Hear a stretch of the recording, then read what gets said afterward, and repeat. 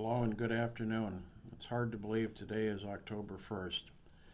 It's now been 6 months that I have been doing these videos, keeping you informed of what's going on in the company. Good news and bad news. First, the good. 11 of our communities still have residents that are COVID-free. That's incredible performance and a great effort on the part of everyone practicing safety to prevent the spread of COVID. Keep it up. Thank you. I mentioned in the last video we had our first positive resident case in Ely on August 24th, just over a month ago. The virus was brought into the building by a staff member who previously had been asymptomatic. So she was working the shifts and then one day had a fever and we tested, and that's how we found out. That resident is now fine, fully recovered. Ely Carefree Living has 3 separate buildings. Each are adjacent to each other and on the campus of the local nursing home and hospital. There's about 20 feet of space between each of the building, and they're oriented in a north-south direction. When we built these 3 buildings, one was supposed to be independent, a second assisted, and a third memory care. Independent living never happened. There was an immediate demand for assisted living, and so we've had 2 buildings of assisted living since day one in 2008 and 1 building for memory care. The first case on August 24th was one of the residents in an assisted living building. The following week we had a positive case in the memory care building, which quickly escalated to a number of positive cases in that building. All 20 residents in that building have their own apartments, and each and every one of those individuals is quite old and very fragile. Many are or were near end-of-life status regardless of the virus, being DNR, do not resuscitate, and some were on hospice. It's with deep sadness that I report we lost 10 people to death within a 3-week period. They had tested positive for COVID, but may have died from COPD or other causes. COVID may or may not have been the reason for their death, but unfortunately it's being labeled that way. I've heard of one incident where a person was killed in a horrible car accident. They tested COVID, and the cause of death was listed as COVID when COVID had nothing to do with it.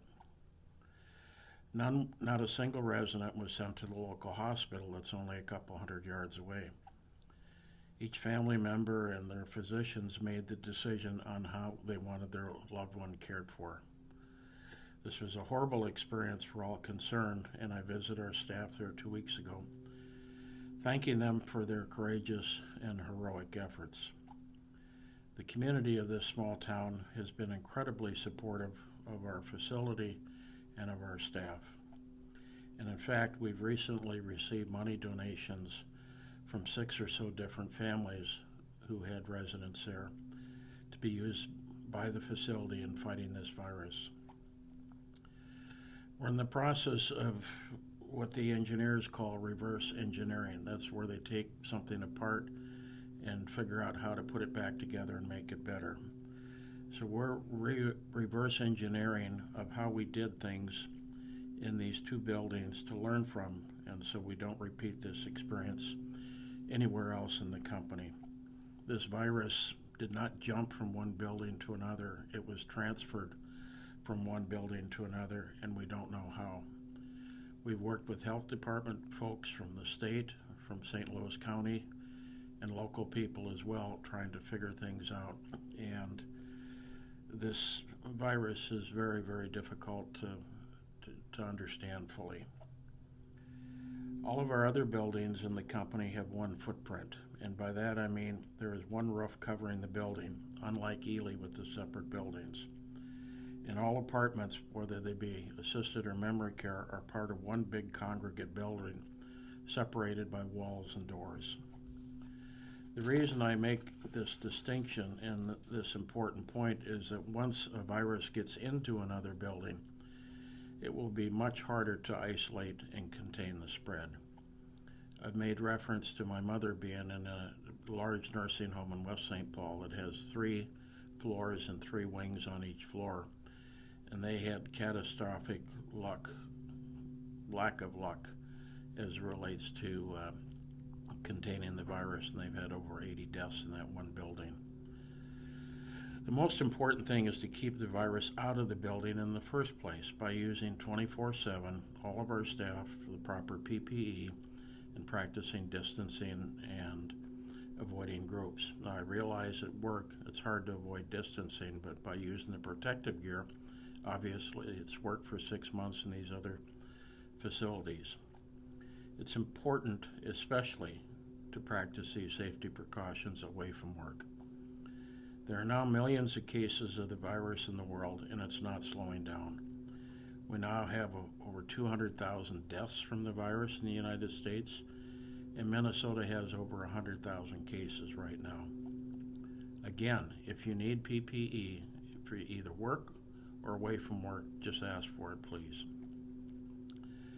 While the virus has been horrible on its own, the economic disaster it has caused has been equally bad.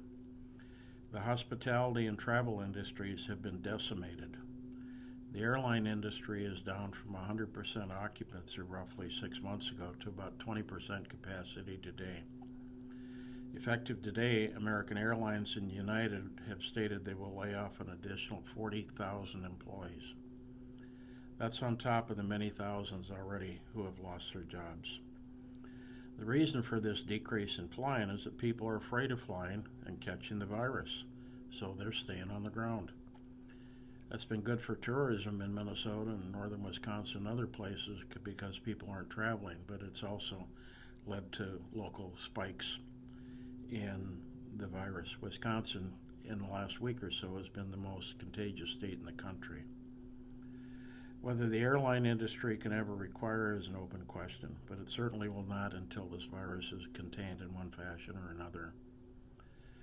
Healthcare in many respects is like the airline industry. People are avoiding healthcare facilities and delaying cares, not because they don't need the service, but because they're afraid of getting the virus and possibly dying. We are part of this problem in the sense of how it's affecting us. Right now, our census is the lowest in the history of the company. We have to turn this around if we're going to be viable in the future. And we're working with all our managers to figure out how to do this while this pandemic is still going full phase. Delta Airlines is not making the draconian cuts United and American are. And one of the reasons is Delta Airlines is spending a lot of money and taking huge steps to ensure the safety of their passengers, employees, and crews by doing exceptional safety and hygiene practices. They're also not filling the middle seats where some of the other airlines are, trying to increase their revenue. And they're telling people what they're doing. We need to do the same thing, telling prospective clients, families, and residents of the incredible record we've achieved keeping people safe while providing care. We're doing much better than the rest of the industry is here in Minnesota. I'm also happy to report that all of our residents and staff in Ely are now negative of COVID. So hopefully this horrible experience is behind us and will not be replicated anywhere in the company. In closing, please be safe, stay safe, and may God bless you and your families. Thank you.